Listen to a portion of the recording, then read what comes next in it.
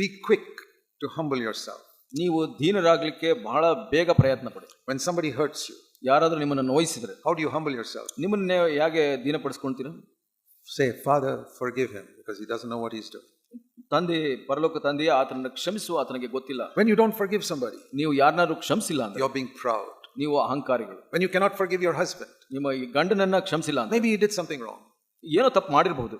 Not as bad as killing Jesus Christ. Yesu ಸ್ವಾಮಿಯನ್ನ ಸಾಯಿಸಿದಷ್ಟು ಕೆಟ್ಟದಲ್ಲ. You can get upset with your husband for some small thing. ಒಂದು ಚಿಕ್ಕ ವಿಷಯಕ್ಕಾಗಿ ನಿಮ್ಮ ಗಂಡನ ಮೇಲೆ ಕೋಪ ಮಾಡ್ಕೊಂತೀರಾ? Why you came so late from the office? ಆಫೀಸ್ನಿಂದ ಯಾಕೆ ಇಷ್ಟು ತಡ? I'm waiting here for 3 hours with your dinner.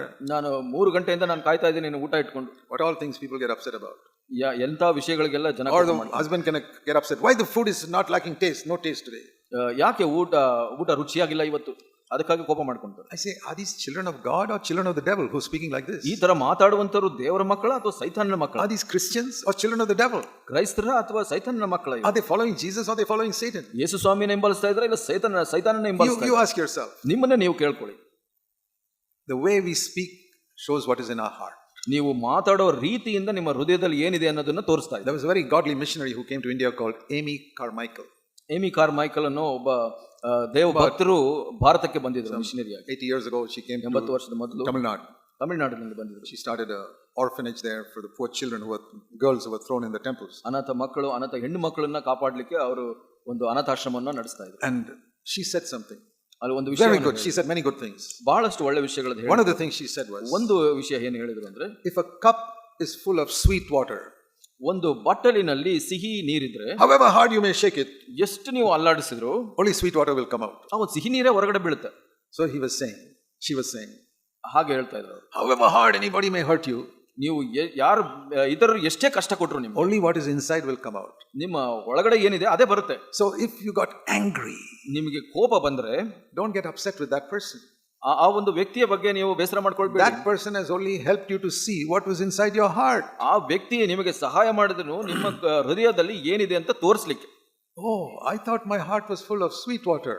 ನನ್ನ ಹೃದಯದಲ್ಲಿ ಆ ಒಂದು ಸಿಹಿ ನೀರಿದೆ ಅಂತ ಅನ್ಕೊಂಡಿದ್ದೆ. But all this anger came out. ಆದ್ರೆ ಈ ಎಲ್ಲ ಸಿಟ್ಟು ಹೊರಗಡೆ ಬಂತು. I never even knew my heart was like that. ನನ್ನ ಹೃದಯ ಆಗಿದೆ ಅಂತ ನನಗೆ ಗೊತ್ತೇ ಇರಲಿಲ್ಲ. So you have to thank that man who irritated you. ಯಾರು ನಿಮಗೆ ಆ ಕಷ್ಟ ಕೊಟ್ಟರೋ ಅವರಿಗೆ ನೀವು ಕೃತಜ್ಞತೆ ಹೇಳಬೇಕು. Thank you very much, sir.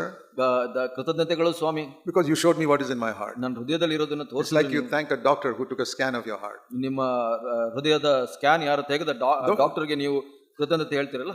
Don't get angry with your husband or wife if you got angry. ನಿಮಗೆ ಕೋಪ ಬಂದ್ರೆ ಇನ್ನ ಹೆಂಡತಿ ಗಂಡನ ಮೇಲೆ ಬೇಸರ ಪಡ್ತಾರೆ. They are only helping you to see what is inside your heart. ಅವರು ನಿಮಗೆ ಸಹಾಯ ಮಾಡ್ತಾ ಇದ್ದಾರೆ ನಿಮ್ಮ ಹೃದಯದಲ್ಲಿ ಏನಿದೆ ಅಂತ. And they shook you. ಅವರು ಅಲ್ಲಾಡಿಸಿದ್ರು. What came out was inside the cup. ಯಾವುದು ಹೊರಗಡೆ ಬಂತೋ ಅದು ಬಟ್ಟಲಿನಲ್ಲಿ ಇದ್ದಂತದ ವಿಷಯ. If it is sweet water will come out. ಅಲ್ಲಿ ಸಿಹಿ ನೀರಿದ್ರೆ ಸಿಹಿ ನೀರೇ ಬರ್ತಾ ಇತ್ತು. If it is dirty water will come out. ಆ ಕೆಟ್ಟ ನೀರಿದ್ರೆ ಕೆಟ್ಟ ನೀರೇ ಬರುತ್ತೆ. What do you do if you go to a hotel? ನೀವು ಹೋಟೆಲ್ಗೆ ಹೋದ್ರೆ ಏನ್ ಮಾಡ್ತೀರಾ? And the person is serving you tea.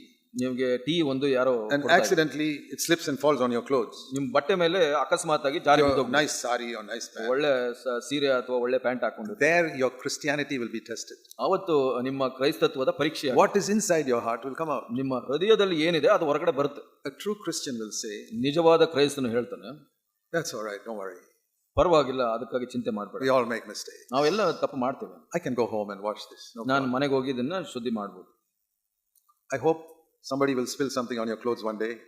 ನಾನು ನಂಬ್ತೀನಿ, ನಾನು ನಿರೀಕ್ಷಿಸ್ತೀನಿ ಯಾರಾದರೂ ನಿಮ್ಮ ಬಟ್ಟೆ ಮೇಲೆ ಏನಾದರೂ now you know how to respond to that person. ನಿಮಗೆ ಹೇಗೆ ಪ್ರತಿಕ್ರಿಯಿಸಬೇಕು ಅಂತ ಇವಾಗ ಗೊತ್ತಿದೆ. But don't make it like a drama. Just ಅದು ನಟಿಸೋ ಅವಶ್ಯಕತೆ ಇಲ್ಲ. Let it be from your heart. ಅದು ನಿಮ್ಮ ಹೃದಯದಿಂದ ಬರಲಿ. Don't just say that nice thing and afterwards go and say that stupid waiter threw all those things. ಮುಂದೆ ನಟಿಸ್ಬಿಟ್ಟು ಆಮೇಲೆ ಹೋಗಿ ಬೈಬೇಡಿ. No. We have to love everybody on this earth. ನಾವು ಎಲ್ಲರನ್ನು ಪ್ರೀತಿಸಿ. If you humble yourself, you have no problem with anybody. ನೀವು ದೀನರಾಗಿದ್ರೆ, ನಿಮ್ಮನ್ನ ತಗ್ಗಿಸಿಕೊಂಡ್ರೆ ಯಾರ ಜೊತೆನೂ ನಿಮಗೆ ತೊಂದರೆ ಇಲ್ಲ. In the beginning we all make mistakes. ಪ್ರಾರಂಭದಲ್ಲಿ ನಾವು ಎಲ್ಲ ತಪ್ಪು ಮಾಡ್ತೀವಿ. I remember sometimes once when I went to a petrol pump to put petrol in my scooter. ನನ್ನ ಸ್ಕೂಟರ್ ನಲ್ಲಿ ಪೆಟ್ರೋಲ್ ಹಾಕ್ಲಿಕ್ಕೆ and they mix some oil with it also. ಅದರಲ್ಲಿ ಸ್ವಲ್ಪ ಎಣ್ಣೆ ಕೂಡ. That small boy accidentally spilled some oil on my pant. ಆ ಒಂದು ಚಿಕ್ಕ ಹುಡುಗ ಸ್ವಲ್ಪ ಎಣ್ಣೆಯನ್ನು ನನ್ನ ಪ್ಯಾಂಟ್ ಮೇಲೆ ಚೆಲ್ಬಿಟ್ಟ. This was years before. I didn't have any victory over sin those days. ನನಗೆ ಆ ಪಾಪದ ಮೇಲೆ ಜಯ ಇರಲಿಲ್ಲ, ಬಹಳ ವರ್ಷಗಳ ಮೊದಲು. I said, you should be more careful. ನಾನು ಹೇಳಿದೆ, ನೀನು ಜಾಗೃತನಾಗಿರಬೇಕು ಅಂತ. He said, I'm sorry, sir. ಅವನು ತಪ್ಪಾಯ್ತು ಸ್ವಾಮಿ ಅಂತ. Today ಇವತ್ತು I will say, it's all right my boy, don't worry. ಆ ಹುಡುಗನಿಗೆ ಹೇಳ್ತೀನಿ, ಪರವಾಗಿಲ್ಲ, ಏನು ತೊಂದರೆ ಇಲ್ಲ. And when I go away from there, ಅಲ್ಲಿಂದ ಮುಂದೆ ಹೋದಾಗ when nobody is looking, ಯಾರು ನೋಡದೇ ಇದ್ದಾಗ I'll put 10 rupees into his hand and go ಅವನ ಕೈನಲ್ಲಿ 10 ರೂಪಾಯಿ ಹಾಕಿ ಹೋಗ್ತೀನಿ, to show him that I'm a Christian. ಅವನಿಗೆ ತೋರಿಸ್ಲಿಕ್ಕೆ ನಾನು ಕ್ರೈಸ್ತನು ಅಂತ ಅಂದ್ಬಿಟ್ಟು. Everybody shouts at these small boys ಈ ಒಂದು ಚಿಕ್ಕ ಹುಡುಗರು ಕೆಲಸ ಮಾಡೋರಿಗೆ ಎಲ್ಲರೂ in ಬೈತಾರೆ, these scooter repair shops. Scooter repair ಮಾಡುವಂತ ಸ್ಥಳಗಳಲ್ಲಿ. My duty is to encourage them. ನನ್ನ ಕೆಲಸ ಏನು ಅಂದ್ರೆ ಅವ್ರನ್ನೆಲ್ಲ ಪ್ರೋತ್ಸಾಹಿಸಿ, Always be good to the poor people, ಬಡವರಿಗೆ ಯಾವಾಗ್ಲೂ ಒಳ್ಳೆಯವರಾಗಿರಿ, because the whole world shouts at them. ಯಾಕೆಂದ್ರೆ ಲೋಕದಲ್ಲಿ ಇರೋರೆಲ್ಲ Little boys who work in hotels and these repair shops. Hotel ಅಲ್ಲಿ ಆ ರಿಪೇರ್ ಕೆಲಸ ಮಾಡುವಂತ ಸ್ಥಳಗಳಿರುವಂತ I like to smile at them, ಅವರನ್ನು ನೋಡಿ ನಾನು ಮುಗುಳ್ನಗ್ತೀನಿ, encourage them, ಅವ್ರಿಗೆ ಪ್ರೋತ್ಸಾಹ ಮಾಡಿ, give them some money when the master is not looking. ಅವರ ಯಜಮಾನರು ನೋಡದೇ ಇರೋ ಸಮಯದಲ್ಲಿ ಸ್ವಲ್ಪ ಹಣ ಕೊಡ್ತೀನಿ. We must bless people in the world. ಲೋಕದಲ್ಲಿ ನಾವು ಇತರರನ್ನ ಆಶೀರ್ವಾದ, Easy to do it if you are humble. ನೀವು ದೀನರಾಗಿದ್ರೆ ಇದು ಬಹಳ ಸುಲಭದ ಕಾರ್ಯ. 10 rupees means nothing to you, it will mean a lot to that poor boy. ನಿಮ್ಗೆ 10 ರೂಪಾಯಿ ನಿಮಗೇನು ಇಲ್ಲದೆ ಇರಬಹುದು, ಆದ್ರೆ ಆ ಹುಡುಗನಿಗೆ ಬಹಳ ದೊಡ್ಡದು. Brothers and sisters, God has put us in this world to be good to others. ದೇವರು ನಮಗೆ ಈ ಲೋಕದಲ್ಲಿ ಇಟ್ಟಿರೋದು ಇತರರಿಗೆ ಒಳ್ಳೆಯವರಾಗಿರ್ಬೇಕು. Very easy to do that if we are humble. ನೀವು ದೀನರಾಗಿದ್ರೆ ಇದು ಮಾಡೋದು ಬಹಳ ಸುಲಭ. And God exalted Jesus because he was humble. ಯೇಸು ಸ್ವಾಮಿಯನ್ನ ದೇವರು ಮೇಲೆತ್ತಿದ್ದು ಆತನು ದೀನನಾಗಿರುತ್ತಾನೆ. Now you please answer this question to me. ಈ ಒಂದು ಪ್ರಶ್ನೆಗೆ ಉತ್ತರ ಹೇಳಿ. Once James and John said, we want to sit on your left and right hand when you sit on the throne. ಯೋಹನ ಯಾಕೋಬ ಈ ಪ್ರಶ್ನೆ ಕೇಳಿದ್ರು, ನೀನು ಪರಲೋಕದಲ್ಲಿ ಸಿಂಹಾಸನ ಮೇಲೆ ಕುಂತ್ಕೊಂಡಾಗ ಎಡಗಡೆ ಬಲಗಡೆ ನಾವು ಕುಳಿತುಕೊಳ್ಳಬೇಕು ಅಂತ. Do you remember that story? ನಿಮಗೆ ನೆನಪಿದೆಯಾ ಆ ಕತೆ? Yes or no? ಹೌದಾ ಇಲ್ವಾ? Yes. Okay, tell me who's going to sit on the left and right side of Jesus? ಯೇಸು ಸ್ವಾಮಿಯ ಎಡಭಾಗದಲ್ಲಿ ಬಲಭಾಗದಲ್ಲಿ ಯಾರು ಕುಳಿತುಕೊಂತಾರೆ ಹೇಳಿ? Don't say Paul, Peter, and don't give these standard answers. ಪೌಲ ಪೇತ್ರ ಅಂತ ಹೇಳ್ಬೇಡಿ. ಯಾರು? We don't know the name. ಹೆಸರು ಗೊತ್ತಿಲ್ಲ. It may be some poor widow in Africa. ಯಾವುದೋ ಒಂದು ಬಡ ವಿಧವೆ ಕುಳಿತುಕೊಳ್ಬಹುದು ಅಲ್ಲಿ. I'll tell you. ನಾನು ಹೇಳ್ತೀನಿ. Jesus has got the highest place because he humbled himself lowest. ಯೇಸು ಸ್ವಾಮಿ ಆ ಎತ್ತರದ ಸ್ಥಳದಲ್ಲಿ ಇರೋದು ಯಾಕೆ ಅಂದ್ರೆ ಆತನು ಪೂರ್ಣ ದೀನನಾಗಿದ್ದರಿಂದ. Who will sit on his left and right? ಎಡಬಲದಲ್ಲಿ ಯಾರು ಕುಳಿತುಕೊಂತಾರೆ? Whoever humbled themselves to the maximum closest to Jesus at the bottom, they will sit on the left and right. ಯಾರು ಯೇಸು ಸ್ವಾಮಿಯಂತೆ ಅವರ ಹತ್ತಿರದ ಮಟ್ಟಿಗೆ ತಗ್ಗಿಸ್ಕೊಂತಾರೋ ತಮ್ಮನ್ನು ತಾವು ಅವರು ಕುಳಿತುಕೊಂತಾರೆ. It may be you. ನೀವೇ ಆಗಿರ್ಬೋದಲ್ಲ. If you humble yourself ನಿಮ್ಮನ್ನ ನೀವು more than everybody else, ಎಲ್ಲರಿಗಿಂತ ಹೆಚ್ಚು anybody can be there. ಯಾರಾದ್ರೂ ಇರ್ಬೋದಲ್ಲ. It's not, you don't have to be a great preacher. ನೀವು ದೊಡ್ಡ ಪ್ರಸಂಗಿ ಆಗ್ಬೇಕಾಗಿಲ್ಲ. You have to humble yourself. ನಿಮ್ಮನ್ನ ನೀವು ತಗ್ಗಿಸ್ಕೊಳ್ಳೋದು. So don't envy preachers. ಯಾರ ಪ್ರಸಂಗಿಯನ್ನ ನೋಡಿ ನೀವು ಹೊಟ್ಟೆ I know ಕಿಚ್ಚುಕೊಳ್ಳಬೇಡಿ. there are many people who say, I wish I could preach like Brother Zach. ಬಹಳ ಜನ ಹೇಳ್ತಾರೆ ಸಹೋದರ ಜಾಕ್ ಅವರಂತೆ ನಾವು ಪ್ರಸಂಗ ಮಾಡಿದ್ರೆ ಚೆನ್ನಾಗಿತ್ತು. No. ಇಲ್ಲ ಇಲ್ಲ.